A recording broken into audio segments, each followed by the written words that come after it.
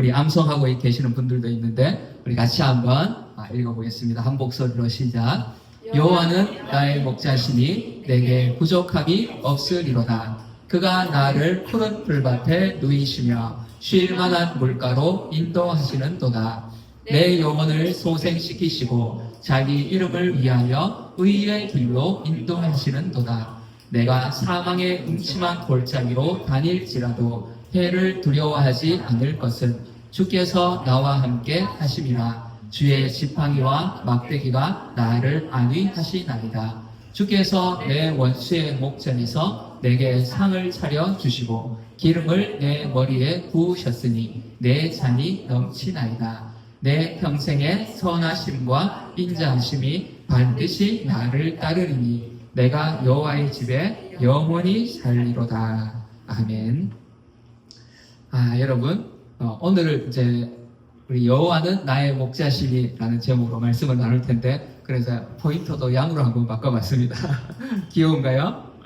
네, 우리 시편 23편 말씀 너무나 익숙하기도 하고 또 많이 암송하기도 하고 이렇게 잘 또 알고 있는 그런 말씀이기도 한데요. 오늘 이 다윗이 여호와는 나의 목자시니 이렇게 고백을 합니다. 실제로 다윗은 그 직업이 목동이었어요. 그죠? 어릴 적부터 양을 키워왔어. 그래서 목자와 그 양의 관계, 또 양의 특성들 너무나도 잘 이해하고 있는 사람이었어요. 그죠? 그런 다윗이 이제 하나님과 자신을 목자와 양으로 이렇게 비유하면서 너무나 이 아름다운 시, 6절밖에 안 되는데, 그죠? 너무 우리 마음에 감동을 주고 또 감화를 주는 그런 시를 이렇게 남겼습니다. 저는 양은 아니지만 어릴 때 염소를 키워봤어요. 양하고 염소는 좀 성질이 조금 다릅니다. 염소는 조금 이렇게 못됐어요. 그래 무서워. 어릴 때 이제 저는 힘이 없으니까 이렇게 제가 막 끌고 가지는 못하고 아침에는 이제 아버지하고 같이 이제 이 염소 줄매가지고 이제 저기 풀밭에 가서 이렇게 말뚝 박아가지고 묶어놓고 저녁 때면 이제 또 누나하고 가서 다시 이제 데리고 오고 근데 막 한 번씩 막 들이받거든요. 무서워. 아무튼 이제 양은 아니지만 그래도 이 다윗의 그 비유의 말들을 조금은 이렇게 좀 이해할 것 같긴 해요. 여러분, 목자는 어떤 사람이죠? 목자? 양을 키우면서 양을 돌보고, 그죠? 또 늑대가 오면 막아주고. 그래 다윗이 고백하죠. 내가 곰이나 늑대 사자가 와서 양을 해치려고 하면 내가 물리쳤다면서. 그런 역할을 이 양들을 보호하는 역할을 하는 사람이 바로 목자예요. 그죠? 그러니까 양들에게 있어서는 이 목자는 어쩌면 절대적인 그런 사람이죠. 권위자예요. 그죠? 그래서 이 다윗 시대에 종종 그 시대의 이 왕들, 고대 사회의 왕들은 자신을 그 목자에 또 백성들을 양에 이렇게 종종 비유하기도 했다고 해요. 그런데 이 사람들과 다윗은 조금 차이가 있어요. 이 왕들은 너희들 양들이야. 내가 너희들을 다 먹여 살리고 있어. 그러니까 절대적인 자신의 어떤 권위를 드러내는 용도로 목자와 양의 비유를 사용했어요. 다윗도 사실 왕이었잖아요. 그죠? 그러니까 다윗도 자신의 백성들을 돌보는 목자이기도 했어요. 그런데 여기서 다윗의 어떤 위대함이 나와요. 다윗은 자신이 목자임에도 불구하고 왕임에도 불구하고 내 위에 또 다른 나의 목자가 있다고 이렇게 고백하는 거예요. 이 고백이 얼마나 그 시대의 그런 상황들을 조금 더 생각해 본다면 다윗의 이 고백이 얼마나 놀라운 고백인지 우리가 또 알 수 있어요. 그래서 다윗은 자신이 왕이고 모든 권력을 가지고 있지만 나 또한 누군가의 돌봄과 누군가의 보호가 필요한 그런 양이다. 이렇게 고백하고 있는 거예요. 너무나 이 다윗의 마음이 아름다운 것 같습니다. 그래서 우리가 때로는 내가 내 인생을 막 이끌어갈 때가 있어요. 그죠? 막 자신감이 막 넘쳐서 이끌어갈 때가 있어요. 그런데 항상 우리가 내 위에 목자가 있다는 사실, 나도 누군가의 보살핌과 도움이 필요하다는 사실을 우리가 잊지 않기를 바랍니다. 다윗은 이렇게 목자이자 그 백성들에게는 목자이자 또 그 자기 자신은 하나님 앞에 양이었어요. 그죠? 그런데 이 다윗은 종종 이렇게 예수님과 오버랩이 돼요. 그죠? 예수님의 모습을 많이 보여줘요. 예수님도 보면 예수님도 하나님 앞에서는 하나님의 어린 양이었어요. 그죠? 그래서 하나님의 뜻을 따라서 하나님의 뜻을 이루기 위해서 순종하며 살아가셨어요. 그리고 또 한편으로는 또 백성들을 향해서 사람들을 향해서는 이들을 생명의 그 강가로 인도하는 목자였어요. 그렇다면 여기서 우리가 한번 생각해 볼 수 있겠죠. 과연 나는 어떻게 살아야 될 것인가? 우리는 모두가 결핍 가운데 살아요. 그죠? 물질의 결핍, 또 감정의 결핍들 가운데 살잖아요. 사람들이 왜 이 이성을 사귀고 또 결혼을 하겠어요? 뭐 단순히 뭐 이렇게 종족 보존을 위해서 우리가 그런 게 아니잖아요. 우리 마음에 감정의 결핍들, 사랑의 결핍이 있는 거예요. 누군가로부터 이 채움이 필요한 거예요. 그죠? 그리고 또 우리에는 물질의 결핍 가운데에 또 관계 가운데 또 어려움들이 막 생기잖아. 그럼 또 그 안에서 막 괴로워해. 그죠? 그런 감정의 정서적인 그런 결핍들이 있기 때문에 그렇죠. 그래서 우리 한평생 이 결핍을 채우려고 그렇게 애를 쓰면서 살아가잖아요. 그죠? 그런데 우리는 이 결핍을 채우기 위해서 사람들이 이렇게 열심히 일하고 또 열심히 사람을 만나고 그렇게 살아가는데 오늘 다윗의 고백 가운데 우리 잘 아시죠? 같이 다시 한번 읽어볼까요? 시작. 여호와는 나의 목자시니 내게 부족함이 없으리로다. 와, 여러분, 수능을 치는데 시험을 쳐야 되는데 누군가가 답을 다 알고 있어. 그렇다면 내가 그 답을 받아서 공부하고 싶지 않겠어요? 그죠? 우리는 한평생 이 결핍을 해결하려고 살아가는데 다윗은 그 답을 이미 가지고 있어요. 부족함이 없대. 다윗이 왕이기 때문에 그 아름다운 아내들도 많이 있고 막 첩들도 있고 또 왕이니까 권력도 가지고 있고 또 물질도 많이 막 가지고 있고 그래서 부족함이 없다고 고백할까요? 다윗의 삶을 보면 그렇지 않았어요. 그죠? 이 시편 23편도 배경이 어떤지 다윗이 어떤 상황에서 이 시를 썼는지는 우리가 정확하게 알 수는 없는데 어떤 학자들은 그렇게 이제 주석에 보니까 그 압살롬에게 이제 피해서 이렇게 도망갈 때 썼다고 이렇게 뭐 주장하는 학자들도 있기는 있더라고요. 물론 이제 뭐 이 배경을 우리가 정확하게 알 수는 없어요. 그렇지만 다윗의 삶을 보면 그래요. 다윗은 쫓기고 있는 동안에도 그죠? 사울에게 쫓길 때에도 압살롬에게 쫓길 때에도 다윗은 늘 하나님께 감사하면서 그렇게 살았던 또 그렇게 고백했던 그런 모습을 우리가 볼 수 있죠. 자, 그렇다면 이렇게 다윗도 하나님 앞에서는 양으로 살아가고 또 백성들에게는 목자로 살아갔어요. 그랬던 다윗이 내게 부족함이 없다고 고백을 했어요. 그죠? 예수님은 어떻죠? 예수님도 하나님 앞에서는 양으로 살아갔어요. 그죠? 그리고 백성들을 향해서는 목자로서 살아갔어요. 그 예수님이 마지막 십자가에서 뭐라고 고백하죠? 다 이루었다고 고백을 해요. 다윗의 고백과 단어는 다르지만 사실 같은 말이에요. 그죠? 내가 다 이루었다는 거예요. 우리가 보기엔 어때요? 와, 사람들인데 조롱받고 믿었던 제자들은 다 도망가버리고 마지막 그 처절한 십자가에 매달려 계신데 그분의 입에서 나온 소리가 말씀이 다 이루었다는 거예요. 와, 여러분, 만약에 내가 이제 오늘 생을 마감을 하는 거야. 이제 마지막 호흡이 남아있는데 내 마음속에 그래, 정말 내 인생이 너무나 만족해. 모든 것이 다 이루어졌어. 나는 이제 기꺼이 주님께로 가겠습니다. 이런 마음이 든다면 얼마나 감사하겠어요. 그죠? 그런데 다윗도 예수님도 그 고백을 했다면 그럼 우리도 잘은 모르겠지만 지금은 잘 모르겠지만 내가 하나님 앞에 양으로 살아가고 또 이 세상을 향해서는 목자로 살아가고 그렇게 살다가 주님을 만난다면 그때 우리 안에 내가 여호와는 나의 목자시니 내게 부족함이 없었다고 이렇게 고백할 수 있지 않을까요?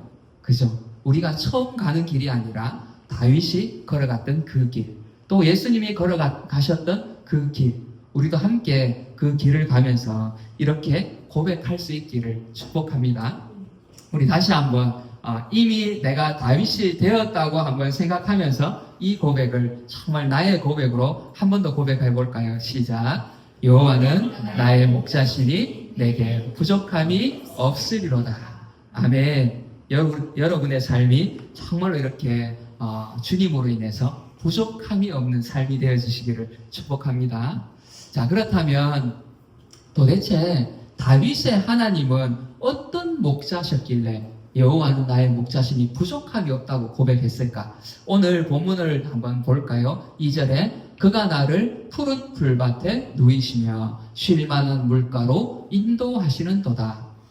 푸른 풀밭 뭐죠? 풀밭은 양이 쉬는 곳이기도 하고 양의 먹이이기도 해요. 그죠? 그래서 우리의 모든 의식주를 이 목자가 다 책임을 지신다는 거예요. 그래서 예수님도 우리에게 뭐라고 말씀하시죠? 우리 같이 한번 읽어볼까요? 마태복음 6장 시작.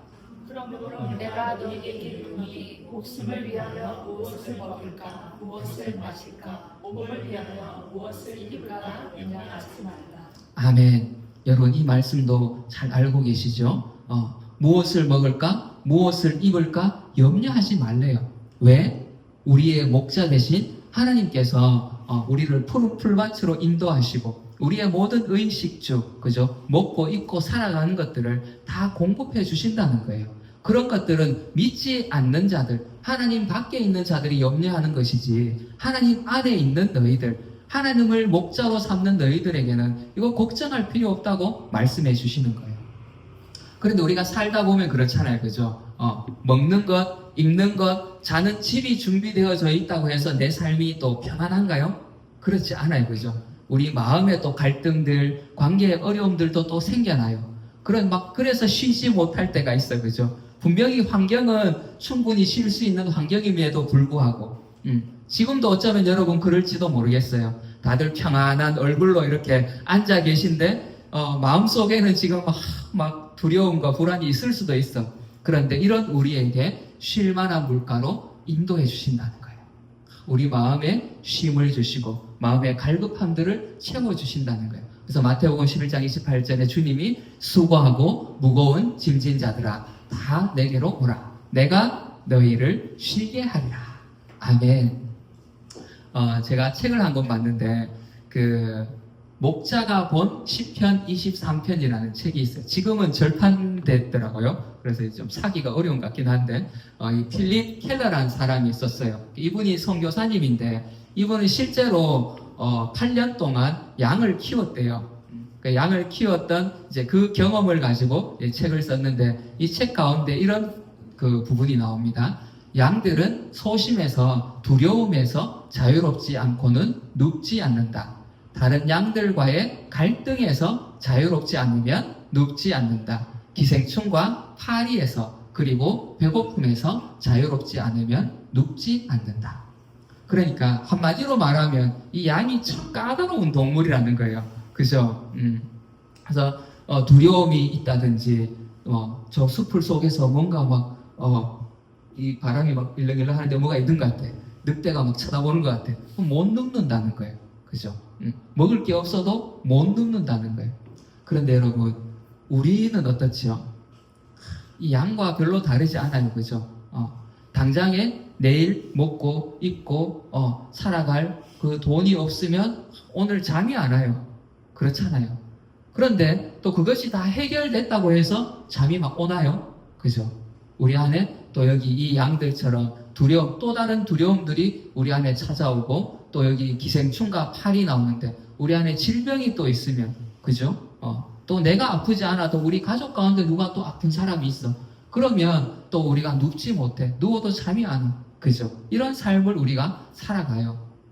배고픔에서 또 이 영적인 갈급함, 그죠? 영적인 배고픔이 또 있을 때에도 우리는 눕지 못해요. 이런 우리의 삶, 정말 양처럼 쉽게 눕지 못한 우리의 삶인데 이런 우리에게 쉼을 주시고 평안히 누울 수 있도록 해주시는 분이 바로 우리의 목자 되신 하나님이라는 것입니다. 그래서 여러분 주님과 함께 이제 푸른 초장에 쉴만한 물가에 누울 수 있는 여러분들 되시기를 바랍니다. 그런데 우리가 푸른 풀밭, 쉴만한 물가 하면 보통 이제 이런 그림을 생각해요, 그죠? 인터넷에 여러분 푸른 초장 뭐 이렇게 쳐보세요. 이런 그림이 막 나와요, 그죠? 혹시 그 칠곡의 양떼 목장 가보셨어요? 아직 못 가보셨습니까? 한번 가보시기 바랍니다. 우리 언제 갔었죠? 우리 라온이 100일 때였나요? 한번 갔었는데 진짜 이래요. 푸른 풀밭 막 나무들이 있어. 그런데 실제로 이스라엘은 이렇지 않아요. 이런 곳은 많지 않아요. 극히 일부, 대부분 양들이 살아가는 곳은 이렇게 척박해요. 저도 뭐 안 가봤습니다만 가본 사람들이 그러더라고요. 그래서 여기 이 조금 나 있는 이 풀들 다 먹고 나면 또 다른데 이제 또 풀 자란 데 가서 또 먹여야 되고 이런 척박한 땅에 살아가요. 그리고 쉴만한 물가라고 하는데 물가가 뭐 이런 데가 더 많대요. 진짜 우리가 생각하는 막 영화에서 보는 오아시스 막 그죠? 그런 데는 별로 없고 이 강조차 이 시냇물조차도 비가 왔을 때 잠깐 강이 생겨서 흘러. 그 이름이 와디라고 하더라고요. 와디라는 강. 물이 잠깐 흐르다가 조금 있으면 또 다 말라버려. 이런 이제 척박한 환경에서 살아가는데 목자의 인도를 따라서 이제 꼴을 찾아서 가서 먹고 물을 찾아서 가서 먹고 그렇게 살아가는 거예요. 여러분 우리의 삶을 돌아보면 어때요? 이렇게 태어나 보니 금수저야. 막 다 갖춰져 있어. 이런 사람들은 사실 많지 않아요, 그죠? 제가 보니까 우리 교회에는 이렇게 금수저로 사는 사람은 없는 거예요. 그래서 설령 태어나 보니까 이 아버지가 막 이건희 회장님이야. 그렇다 하더라도 우리의 먹고 입고 살아가는 것이 다 준비되어져 있다 하더라도 우리 마음 가운데는 또 다른 갈등과 결핍들 그 가운데 살아가는 게 우리예요. 인간의 모습이에요. 그래서 우리는 모두가 목자의 도움, 목자의 인도가 필요한 존재들이라는 거죠. 그래서 이러한 척박한 인생 가운데에서도 주님께서 우리의 목자가 되셔서 쉴만한 물가로 또 푸른 풀밭으로 인도해 주신다는 거예요. 그래서 우리가 이 목자이신 주님을 붙들고 이렇게 우리에게 풍성한 삶을 주시는 우리 요한복음 10장 10절 같이 한번 읽어볼까요? 시작. 여기 오는 것은 누구지라고 죽이고 멸망시키라는 것뿐이요. 내가 온 것은 양으로 생명을 얻게 하고 더 풍성히 얻게 하려는 것이라. 아멘. 예. 주님은 우리에게 이렇게 목자가 되셔서 풍성함을 우리에게 주시려고 오셨대요. 단순히 물질적인 것만을 말하는 게 아니에요. 우리 안에 이 땅을 살아갈 때에 필요한 모든 것들, 물질적인 것뿐만 아니라 우리가 두려움 없이 평안히 누울 수 있는 그 모든 필요들을 목자 되신 주님이 우리에게 채워주신다는 거죠. 그리고 또 하나님은 우리에게 어떤 목자이신가 하면 3절 같이 한번 읽어보겠습니다. 시작. 내 영혼을 소생시키시고 자기 이름을 위하여 의의 길로 인도하시는 도다. 아멘. 여기 영혼을 소생시킨다는 말은요, 막 지쳐있는 우리 마음과 삶 가운데 뭐 이렇게 활력을 주신다는 그런 의미도 있어요. 그래서 또 하나, 이 영혼이라는 이 히브리어 단어는요, 생명이라는 뜻으로도 많이 번역이 되는 단어거든요. 그래서 즉, 이 우리의 목자 되신 하나님은 우리에게 생명을 주시는 분이라는 거예요. 영원한 생명을 우리에게 주시는 정말 죽음과 같은 또 실제로 죽어 있는 우리에게 새로운 생명을 주시는 분. 우리 이렇게 두 눈 뜨고 말하면서 살아있는데 왜 자꾸 죽었다 그러는가? 여러분, 하나님을 떠난 모든 사람들은요, 이 나무에, 잘린 나무에 난 싹과 같아요. 그래서 제가 어릴 때 이제 저희 집에는 이제 불을 이렇게 뗐었거든요. 그래서 아궁이가 있었어요. 거기 불 떼가지고 아침에 겨울에는 이제 춥잖아. 그러니까 이제 거기 커다란 가마솥에 이제 물 끓여가지고 그걸로 씻고 막 이랬었는데, 그러니까 이제 동네에 이런 이제 나무들이 있으면 벌목을 하면 저희 집에 이렇게 갖다 주는 거예요. 동네 분들이. 그런데 하루는 저 커다란 이렇게 미류나무를 이제 잘라서 갖다 놨는데 거기에서 이렇게 싹이 이렇게 막 자라나는 거예요. 야, 그런데 또 며칠 있다가 다시 봐서 너무 신기하잖아, 그죠? 며칠이 지나서 다시 봤는데 어떻게 됐을까요? 말라 죽었어, 이 싹이. 이 싹이 났는데 이 싹은 살았을까요? 죽었을까요? 이 참 어려워요, 그죠? 얘는 지금 여기 잘려 있거든요. 사진에 잘 안 나오는데, 살아있는 것 같지만 곧 죽어요, 그죠? 어찌 보면 죽었다고 표현을 해도 될 거예요. 근데 하나님을 떠난 우리 인생이 이렇다는 거예요. 잠시 살아있는 것 같아. 눈도 깜빡이고 말도 하고, 그죠? 그런데 결국 우리는 죽음으로 갈 수밖에 없는 존재. 그런데 이 싹이 계속해서 살아나려면 어떻게 해야 될까? 야를 딱 잘라가지고 뿌리가 있는 그 기둥에다가 접붙이기를 하면 얘는 계속해서 살아날 거예요. 그죠? 우리가 구원 받는다는 것은 바로 이와 같아요. 우리의 목자 대신 하나님께서는 이렇게 죽을 수밖에 없는 이 싹을, 나라는 이 싹을 탁 잘라가지고, 그죠? 그 죄의 뿌리에서, 이 죄의 이 둥치에서 우리를 딱 잘라가지고 생명 대신 예수 그리스도 그 뿌리 깊은 나무에 우리를 다 이렇게 접붙여 주신 거예요. 그래서 우리에게 새로운 생명을 주시는 거죠. 우리 요한복음 말씀 6장 35절 같이 한번 읽어볼게요. 시작. 예수께서 이르시되 나는 생명의 떡이니 내게 오는 자는 결코 줄이지 아니할 터이요 나를 믿는 자는 영원히 목마르지 아니하리라. 아멘. 네, 우리의 목자 되신 주님이 바로 우리에게 이 생명의 떡이 되시고, 그래서 우리의 영혼을 소생시키신다는 거예요. 우리 고린도전서 말씀에 보면 내가 받은 것을 먼저 너희에게 전하였노니 이는 성경대로 그리스도께서 우리 죄를 위하여 죽으시고, 예수님이 우리 죄를 위해서 죽으셨다는 거예요. 그런데 그 죽음에 계속 그냥 머물러 있었다면 우리를 생명으로 인도하실 수가 없겠죠. 그런데 장사 지낸 바 되었다가 성경대로 사흘 만에 다시 살아나사 개바에게 보이시고 후에 12제자에게와 그 후에 500여 형제에게 일시에 보이셨나니 그 중에 지금까지 대다수는 살아있고 어떤 사람은 잠들었으며. 야, 여러분, 예수님이 분명히 십자가에 못 박혀서 죽으셨는데 다시 살아나셨다는 거예요. 예수님도 그것을 말씀하셨고 예수님이 오시기 수백 년 전의 선지자들도 그렇게 예언을 했어요. 그 말씀대로 예수님께서 다시 살아나셨는데 이것이 제자들만 주장한 것이 아니라 12제자도 그 모습을 보았고 또 500여 형제가 일시에 한 번에 봤다는 거예요. 그러니까 그리고 그 중에 대다수가 살아있다. 증인들이 살아있다는 거예요. 이 당시까지만 해도. 그죠? 그래서 예수님은 실제로 죽으셨고 또 살아나셨습니다. 그래서 이 살아나신 예수님께서 그 죽음에 머물러 있지 않으시고 살아나신 그 생명을 우리에게 전해 주실 수 있는 거예요. 그냥 죽음에 머물렀다면 우리의 영혼을 소생시키실 수가 없겠죠.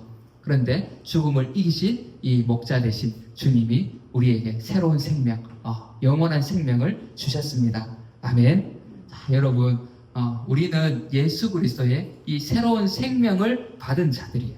그럼 어떻게 해야 돼요? 이제 우리가 목자가 되어서 이 생명을 전해줘야지. 물론 교회들이 사회에 뭐 이렇게 봉사, 구제 활동, 그죠? 이런 것들도 해야 돼요, 그죠? 그래서 뭐 의료 사역들도 하고 노숙자 사역도 하고 많이 하잖아요, 그죠? 근데 그 봉사가 우리의 주 목적은 아니에요.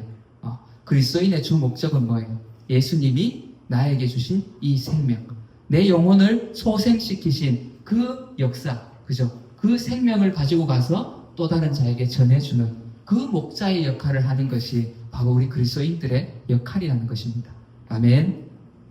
자, 그리고 이 하나님은 또 우리에게 어떤 목자가 되시는가 하면 우리의 영혼을 소생시키시고 자기 이름을 위하여 의의 길로 인도하신대. 그래, 이 말은 뭐냐 하면요, 물에 빠진 사람을 이제 건져서 살려줬어. 그리고 이제 자, 빠이빠이, 나는 갈게. 이렇게 하시는 게 아니라는 거예요.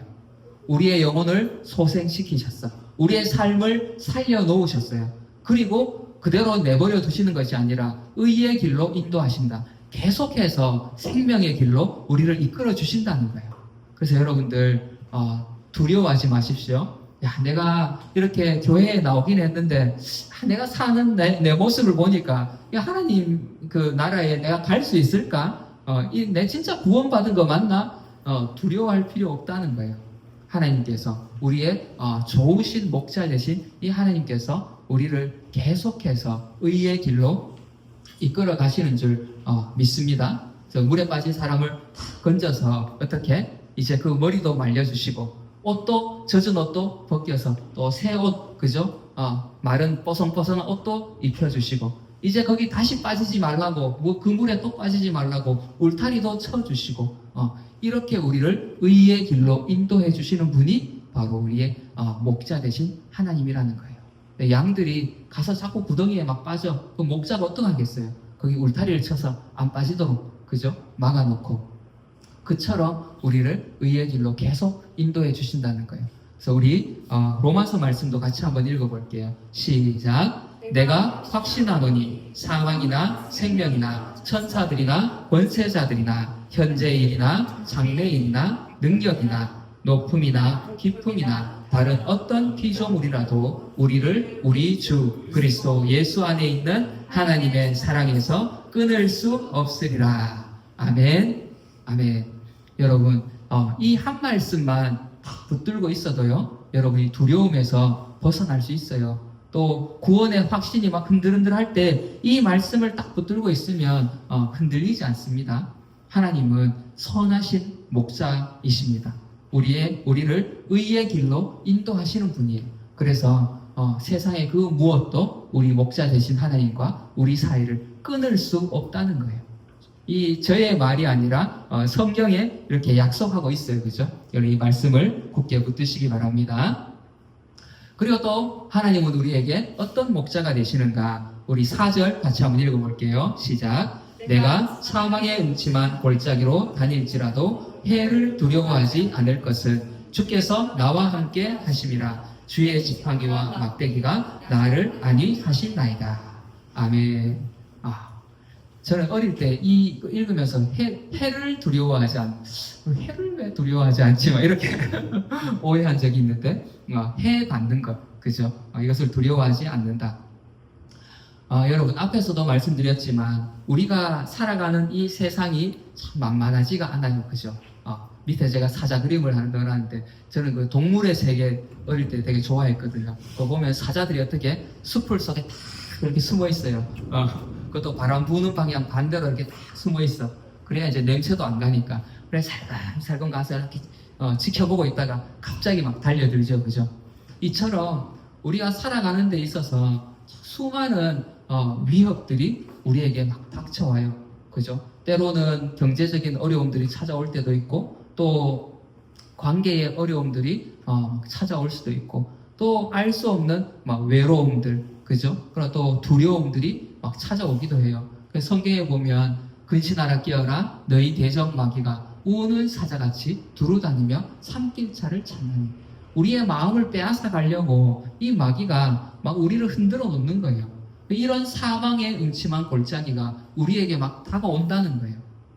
여러분들 이것을 피해 갈 수가 없어요, 그죠? 우리가 이 땅에 살아가는 한은 이런 사망의 음침한 골짜기가 우리에게 막 닥쳐와요. 때로는 그런 생각이 들 때 있죠, 그죠? 야, 나도 그 삼성의 이모 회장님처럼 또 돈도 좀 많고, 그죠? 인기도 좀 있고, 그러면 내가 정말 평안하게 살아갈 것 같아. 사망의 음침한 골짜기가 없을 것 같아. 그런데 그분들도 나름의 고민이 있어요, 그죠? 정권이 바뀔 때마다 혹 내가 이게 잡혀가는 거 아닌가 막 고민을 해야 돼. 사망의 음침한 골짜기가 그들에게도 여전히 놓여 있어요. 뿐만 아니라 때로는 목자가 양을 이렇게 이 골짜기로, 사망의 음침한 골짜기로 내몰 때도 있어요. 왜? 이제 여기서 아까 사진 보여드렸잖아요, 그죠? 사방이 막 먹을 걸로 넘쳐나지 않아요. 여기에서 이제 풀을 먹어야 돼. 이제 다 먹어갈 때쯤 되면 목자는 또 다른 곳을 이렇게 살피는 거예요. 저기 풀이 있구나. 그럼 이제 저쪽으로 양을 데리고 가야 돼. 데리고 가야 되는데 이 양의 입장에서는 어떨까요? 야, 아직 여기 먹을 거 좀 남았는데 나 그냥 여기 누워서 쉬고 싶은데 왜 자꾸 이 목자는 엉덩이 두드려가면서 자꾸 가라고 하지? 가는 길에 보니까 막 골짜기도 있고 낭떠러지도 있고 사자도 저기 막 숨어 있는 것 같은데 왜 자꾸 가라고 하지? 그런데 목자가 가라고 할 때가 있는 거예요. 어떻게 해야 될까? 가라고 할 때 가야 되겠지, 그죠? 왜? 곧 있으면 여기 먹을 게 없어요. 이제 다 떨어져. 그래서 목자는 우리에게 더 좋은 곳으로 인도하기 위해서 때로는 이렇게 사망의 골짜기를 지나가게 하실 때도 있어요. 그래서 여러분들이 나는 예수님을 이렇게 열심히 믿고 있는데 왜 자꾸 하나님 나를 이렇게 골짜기로 나를 자꾸 내모시지? 왜 자꾸 나는 내 삶에는 이렇게 어려운 일만 자꾸 생기지? 정말 이렇게 죽을 것 같은 외로움이 있을 때도 있고, 그죠? 왜 하나님 나는 이런 괴로움 가운데 살아야 됩니까? 이런 의문이 들어올 때 여러분, 하나님이 능력이 없어서가 아니에요. 그죠? 성경에 보면 하나님 내가 손이 짧아서 너희를 구원하지 못하는 게 아니라고 말씀하시거든요. 그렇다면 지금 목자 되신 주님께서 나를 더 좋은 푸른 초장으로 인도하시기 위해서 잠시 여기를 지나가게 하시는구나. 그렇게 여러분들이 생각하시면 틀림이 없습니다. 그리고 그 사망의 골짜기를 지나갈 때에 우리가 두려워하지 않을 이유가 여기 있어요. 주의 지팡이와 막대기가 나를 안위하시나이다. 당장에 막 내 앞에 하나님의 그 막대기와 지팡이가 안 보이니까 우린 좀 두렵잖아요. 그죠? 막 불안하잖아. 야, 이러다가 여기서 내 진짜 망하는 거 아니야? 이렇게 그냥 여기서 죽는 거 아니야? 그런 불안함들이 찾아온다는 거예요. 그런데 그 순간에도, 내가 두려워하고 있는 그 순간에도 우리의 목자 되신 하나님의 지팡이와 막대기가 여전히 나를 지키고 있다는 거예요. 우리 목자 되신 하나님 좋으신 목자십니다. 자, 우리 베드로전서 말씀 5장 10절 같이 한번 읽어볼게요. 시작. 모든 은혜의 하나님 곧 그리스도 안에서 너희를 부르사 자기의 영원한 영광에 들어가게 하시니가 잠깐 고난을 당한 너희를 친히 온전하게 하시며 굳건하게 하시며 강하게 하시며 털을 견고하게 하시리라. 아멘. 여러분, 지금 잠시 고난, 잠시 죽음의 골짜기 같아 보일지라도 여전히 하나님의 그 지팡이와 막대기가 나를 지키고 있는 줄 믿으시기 바랍니다. 그리고 마침내 이 과정을 통과하면서 하나님께서 우리를 온전하게 하시고 굳건하게 하시고 강하게 하신대요. 우리의 믿음의 터전을, 또 삶의 터전을 견고하게 하신대요. 여러분들, 이 하나님의 약속의 말씀을 붙들고 사망의 음침한 골짜기, 때로는 그런 두려운 골짜기를 지날 때에도 이것을 담대하게 지나갈 수 있기를 축복합니다. 자, 우리의 목자 되신 하나님은 어떤 하나님이신가? 또 우리의 목자 되신 주님은 어떤 분이신가? 우리 성경에는 우리 예수님이 우리의 목자라고 말씀하고 계세요. 요한복음 10장 11절에 나는 선한 목자라. 선한 목자는 양을 위하여 목숨을 버리거니와. 그리고 계시록 7장 17절에도 이는 보좌 가운데에 계신 어린 양이 그들의 목자가 되사 생명수 샘으로 인도하시고. 와, 예수님께서 우리에게 선한 목자가 되셔서 그분은 하나님 앞에는 어린 양이신데 우리에게는 목자가 되셔서 우리를 생명샘으로 인도하신대요. 그래서 오늘 우리 말씀 가운데에 우리에게 이 주님은 쉼을 주시는 목자예요. 그죠? 우리를 쉴 만한 물가로 인도하시는 목자예요. 또 어떤 목자였어요? 우리에게 생명을 주시는, 우리의 영혼을 소생시키시는 분이세요. 그래서 여러분들, 때로는 우리가 막 낙심이 찾아오고 절망이 찾아올 때가 있잖아요. 그죠? 우리의 내 환경을 봐도, 내 옆에 있는 사람을 봐도 막 소망이 안 보일 때가 있어. 그때에 이 말씀을 붙드시고, 하나님은 나를 소생시키시는 분이시야. 내 영혼에 새로운 생명을 주시고 이 갈급한 이 시간들도 지나가게 하실 거야. 그리고 우리를 의의 길로 인도하신다. 계속해서 우리를 주님 그 천국까지 우리를 인도하실 거예요. 그래서 여러분들 두려워하지 마시기 바랍니다. 그리고 또 이 목자는 어때요? 우리가 사방의 음침한 골짜기를 다닌다 할지라도 주님의 막대기와 지팡이로 우리를 보호해 주시고 지켜주시고 마침내 푸른 초장으로 또 인도해 가실 거예요. 여러분 믿으십니까? 아멘. 네. 우리가 인정하든지 인정하지 않든지 하나님은 이런 목자세요. 하나님, 내가 경험한 하나님은 왜 이렇게 나를 보호해 주지 않으시죠? 그렇게 우리가 원망한다고 해서 하나님의 모습이 바뀌지 않아요. 네, 여기서 우리가 중요한 사실이 있습니다. 우리가 인정하지 않아도 하나님은 이런 분이에요. 예수님은 우리에게 이런 목자세요. 그런데 그렇다면 중요한 것은 나는 누구의 양인가? 이게 이제 진짜 중요한 거예요. 목자이신 하나님은, 목자이신 주님은 이미 다 모든 것을 준비하고 계시고 우리를 위해서 모든 것을 주실 준비를 다 하고 계시는데 그러면 과연 나는 누구의 목자인가? 누구의 양인가? 여기서 지금 많이 이렇게 쳐다보고 있는데 그죠? 이게 중요하겠죠.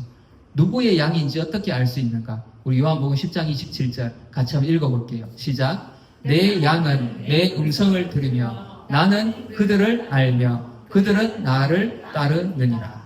아멘. 여러분, 하나님에 대해서, 목자에 대해서 이 교회 대부분 올해 여기 다 좀 다니셨어요. 하나님이 어떤 목자신지 어떤 분이신지 여러분 잘 알고 있어요. 그렇다면 과연 지금 나는 누구의 양인가? 나의 목자는 누구인가? 여러분, 오늘 그 질문을 스스로에게 한번 해보시기 바랍니다. 양은 어떻다고요? 목자의 음성을 듣는다고 했어요. 또 양은 어떻다고요? 그 목자를 따른다고 했어요. 그러면 그 양은 그 목자의 양이 맞아요. 여러분 어때요? 여러분 여호와는 나의 목자시라고 고백하고 있는데 그렇게 읽었고 그렇게 찬양을 했는데 여러분 진짜 주님의 음성을 듣고 있습니까? 어쩌면 요즘 많은 사람들 또 많은 성도들조차도 유튜버의 말을 더 많이 듣는 것 같아. 주님의 음성을 듣는 게 아니라. 여러분 어때요? 또 때로는 내 친구의 말을 더 귀 기울여 들을 때도 있어요. 그죠? 때로는 내 경험의 소리를 들을 때가 있어요. 이건 아니야. 내 주먹을 믿어라. 그죠? 이런 사람들 종종 만나죠. 그죠? 여러분 한번 심각하게 오늘 나의 모습을 한번 돌아보시기 바랍니다. 내가 정말 누구의 음성을 듣고 있는지, 누구를 따르고 있는지, 정말 주님이 나의 목자가 맞는지, 맞다면 내가 주님의 음성을 듣고 있고 주님의 그 뜻을 따르고 있다면, 그 목자의 음성을 듣고 있다면 나는 주님의 양이 맞는 거예요. 그러면 어떻게 한다고? 이 목자가, 우리 마지막으로 5절 같이 한번 읽어볼게요. 시작. 주께서 내 원수의 목전에서 내게 상을 차려주시고 기름을 내 머리에 부으셨으니 내 잔이 넘치나이다. 아멘. 여러분, 주님의 양 맞으시죠? 우리가 의지하던, 우리가 듣고 살았던 이 세상의 목소리들, 그것은 다 불완전한 목자예요. 그죠? 우리를 푸른 초장으로 인도해 주지 못하는 목자들이라는 거예요. 근데 우리의 참 목자 대신 주님을 우리가 따라갈 때, 그 음성을 듣고 따라갈 때에 마침내 우리에게 상을 차려주시고 이렇게. 와우. 혹시 오늘 점심 이렇게 준비되셨습니까? 네, 우리 가운데 이렇게 풍성한 상을 차려주실 줄 믿습니다. 네. 여러분들 이 좋으신 우리의 목자 되신 하나님을 따를 수 있기를 바랍니다. 그분의 음성을 듣고 그분의 뜻을 따라서 살아가는 주님의 양이 되시기를 축복합니다. 그래서 주님이 차려주시는 이 풍성한 상을 누리는 저와 여러분 되어지시기를 축복합니다. 아멘.